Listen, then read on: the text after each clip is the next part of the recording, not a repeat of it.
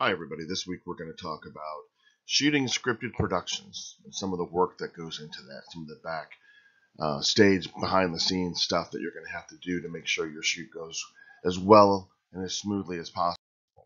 Um, so, your booking your material is going to work from the assumption that you're shooting your scripted drama production with a single camera.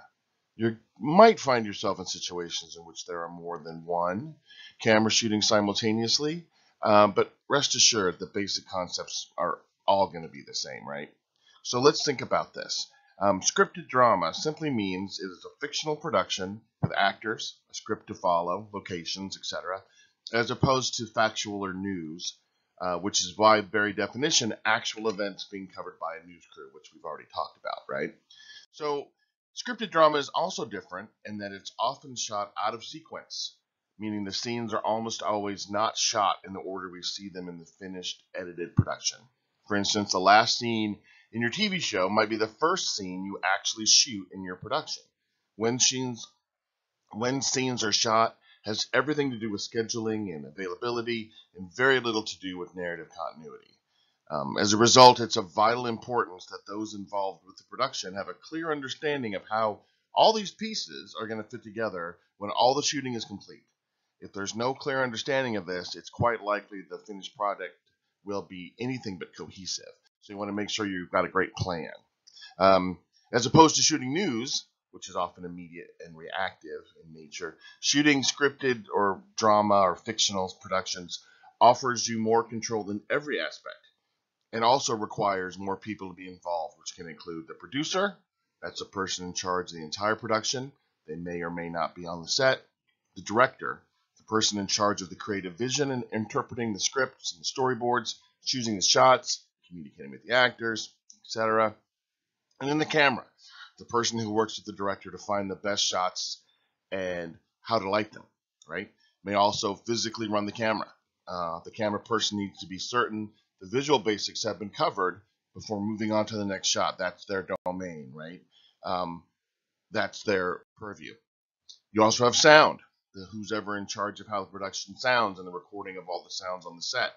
Like the camera person with video basics, the sound person needs to be certain the audio basics have been covered before moving on to the next shot. Another thing is props and costumes. The person in charge of what the actors wear and what they use while in their scenes. It's very important. Of course, there's makeup. The person in charge of making sure that the actors look the way the director wants them to in regards to the scene. This can run the gamut from ensuring a natural look all the way to an intense creative makeup job to simulate injuries, old age, or zombies. There's also a continuity person. This person is super important. They're in charge of making sure the shots and scenes will make sense when edited together later. Because most of the things we're talking about, these scripted fictional drama productions, are shot out of sequence, this can be an especially important job. For instance, if an actor is holding a glass in their right hand for one shot or wearing their ball cap backwards, the continuity person's job is to make sure they're doing the same thing in the next shot, even if that shot is not taken until minutes, days, or even weeks or months later. They need to have notes. They need to know what to reference. So I'm not wearing a different shirt. So I'm not facing the wrong way. So I have the same look. Um, it's very important. Nothing takes a person or a viewer out of a production quicker than some bad continuity. And then there's a shot lister. This person keeps a record of what's been shot and where everyone is in the current shooting by following the script and paying close attention. Their job is to micromanage all that. Of course, there's a location person, the person in charge of finding the places where the shooting is going to take place, whether it's a parking lot, an abandoned strip mall, a suburban neighborhood, sidewalk, clearing in a forest, or any other real location, real place the director wants to use. The locations person is the one who scouts, submits, and confirms it for the production's use. If you're lucky enough to have a shooting space you've created yourself, it's called a set, but most productions at the student level will use locations. They tend to be easier to get, not to mention cheaper. As you can imagine, building a set can be very expensive and time consuming. And of course, we talked about locations earlier in the semester. Rehearsing. Unlike news productions, news shoots, scripted stuff have the opportunity to rehearse before the camera actually rolls. There are a few simple ways to get better performances out of actors and a better shoot out of your crew by just doing some basic rehearsing. You want to rehearse the lines. Actors need to know their lines before your shoot begins. Nothing drags a shoot down faster and discourages more quickly everyone involved than an unprepared actor who simply doesn't know their lines. Make sure you do all you can to ensure your actors have done their part and are ready to go by scheduling rehearsal time before shooting any scene. If you can rehearse it in the actual location, that's even better. Character profiles. Actors, this is what they do. They tend to do better work when they have an idea of who their characters are beyond just the words on the page. By giving them backstories and histories to draw on as performers, you can encourage them by asking them to share those backstories and histories with the director, but not necessarily each other, prior to shooting. It should help to give their performances a more well-rounded and a deeper interpretation. Character relationships are important. Actors also tend to do better work when they have an understanding of who they're interacting with in the scene as opposed to just the other actor saying their lines, right? You can encourage this by having actors rehearse together and share their insights on character relations with the director so he or she can sort of move the actors around on the stage, if you were, sort of like a puppet master, because he or she has the big picture. The purpose of the scene. A good director is not only going to know why the scene is being shot, but why it's in the script and what about it is important to the overall story. This is super valuable information the director needs to be clear on so that she can share this with the actors who often need motivation for a character's actions and dialogue. A director needs to know, again, the big picture, how this is going to fit into the whole. They need to guide the actors to do the same. It's not easy to perform out of sequence. It's not easy to shoot out of sequence, especially when you're aiming to put it all together in a different order. You need to have a clear idea of where it's going and what you want. All the prep and planning we've talked about should help you with that. Actors also need to remember or be told or to know what comes before and after this thing they're shooting. They need to be reminded what has happened before and after the scene that they're actually shooting now so they can match their moods and behavior appropriately. This is super important for this kind of thing because so much is done out of sequence, as we said. It's easy to forget exactly where a scene is in the overall story. An actor could play it one way and then forget that they've just come out of a hair-raising, life-threatening event, and they're not reflecting that at all in their performance. They seem very calm, which throws off the continuity of the entire production. Listening. If you want to be a good director, you need to know that actors need to react to what's being said to them in scenes by other actors, as opposed to just anticipating what's going to happen because they know the lines and action beforehand. Getting actors to listen as opposed to just react, knowing what's going to happen is really tough. It's the heart of acting. Not everybody can do it, but it's something you want to aspire to. You want to achieve realism in the sense that the actors aren't anticipating what's going to happen and seem to have a split-second view into the future, right? That can ruin the feeling of a production.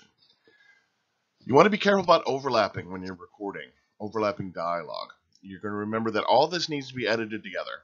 So only have actors overlap their dialogue when that's exactly what's required by the script. Otherwise, editing can be a real nightmare.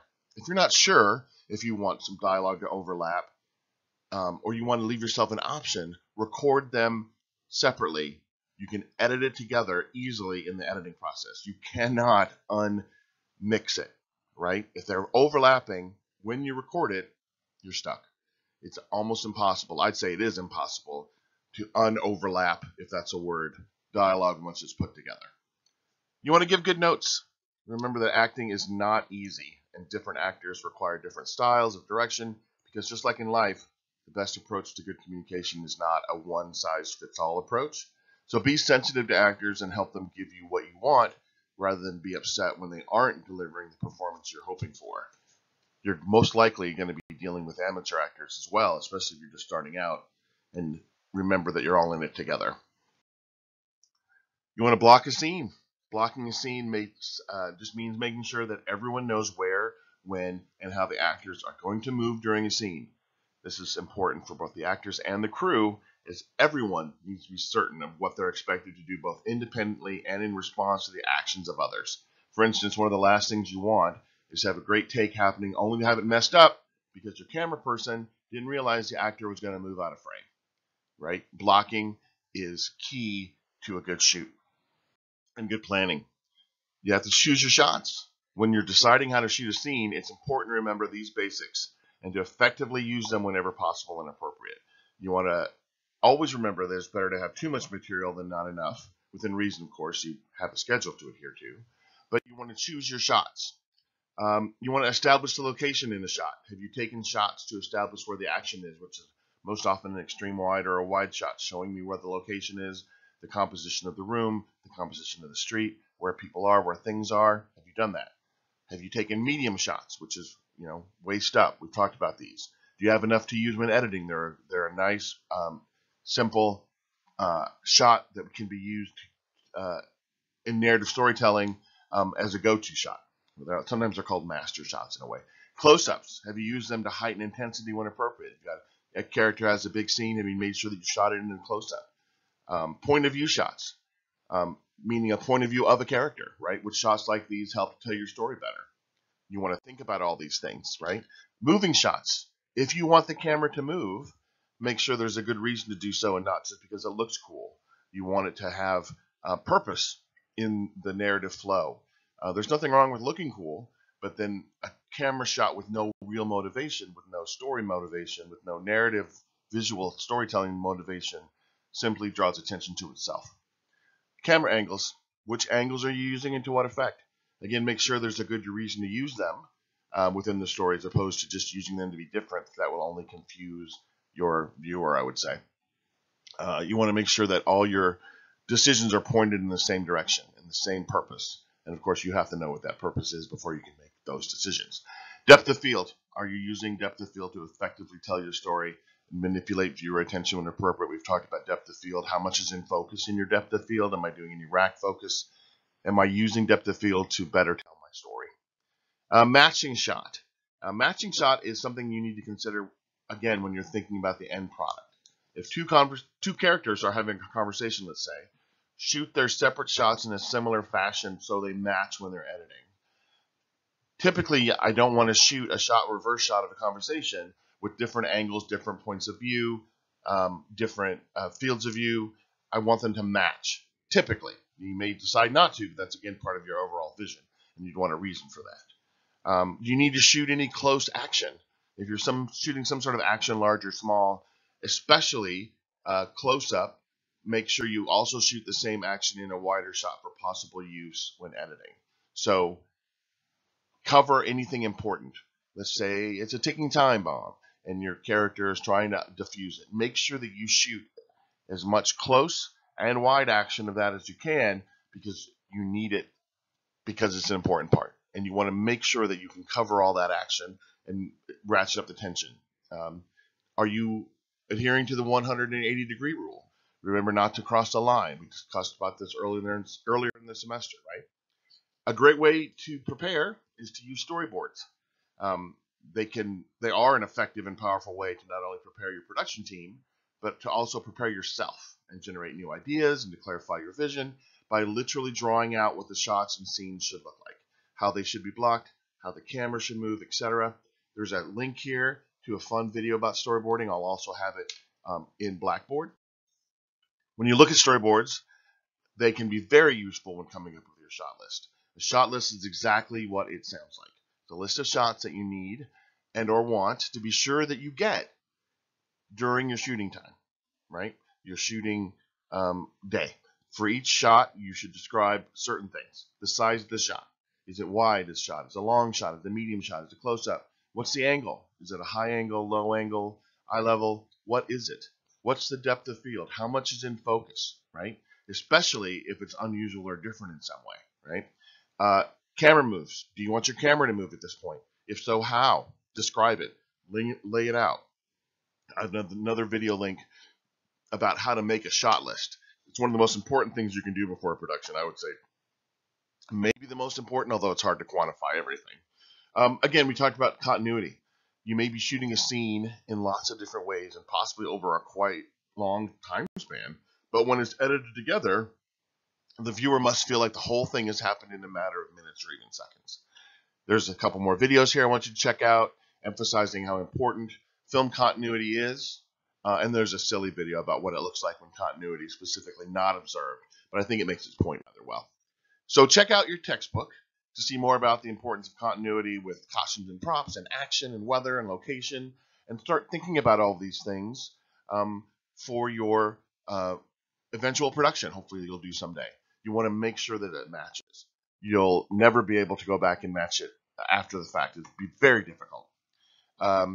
You have to reassemble everybody, get everybody together, go back to the same location, get the same cost. It's just, don't do it.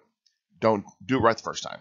So shooting for scripted drama or comedies, obviously we're using drama just to mean fiction, dramatized, meaning scripted. Productions is vastly more complicated than shooting for news, and it requires thoughtful and thorough planning in the pre-production phase. The bottom line is that every shot is important, otherwise why do it, right? It deserves attention and planning. Otherwise, I would argue, don't even do it, right? Make sure that you have a clear, concise plan. There's no quiz this week. I want you to go to the discussion board, and the work you do there is going to count for 2 grades, a participation grade and an assignment grade. I'm going to ask you to do a shot sheet for your earlier script scene for our class production. So go to 14 and participate in this week's discussion, and I will see you on the boards.